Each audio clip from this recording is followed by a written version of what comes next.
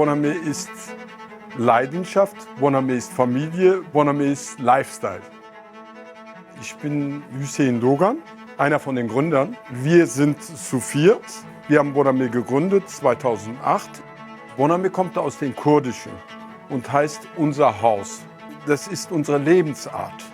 Wir sind nicht nur ein Konzept, der aus anatolischem Bereich kommt, sondern wir sind ein Konzept, der in Deutschland gewachsen ist.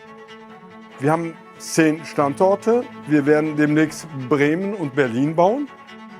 Unsere Familienmotto ist, füreinander da zu sein. Und da ist meine Mutter natürlich die ganz große Person. Das ist natürlich abgefärbt auf die ganzen Geschwister, auch die Kinder, auch die dazugekommenen, ist es auch so, dass wir füreinander da sind. Yaren ist mein Herz.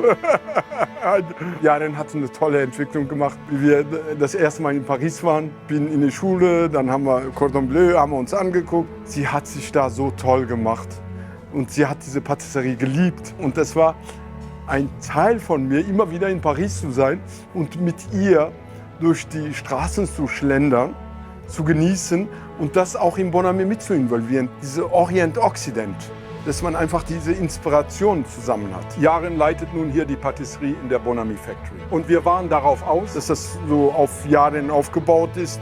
Unser Ziel ist, die Produkte hier zu entwickeln und das in den wachsenden Boname mit zu involvieren.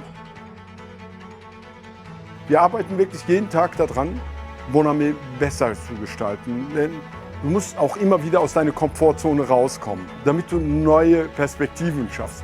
Ich glaube, Boname entwickelt sich richtig toll und es gehört auf diese Globus, gehört es überall hin. Das ist unser Ziel, auch überall zu platzieren. Natürlich nicht ohne unsere Seele. Das ist Voraussetzung.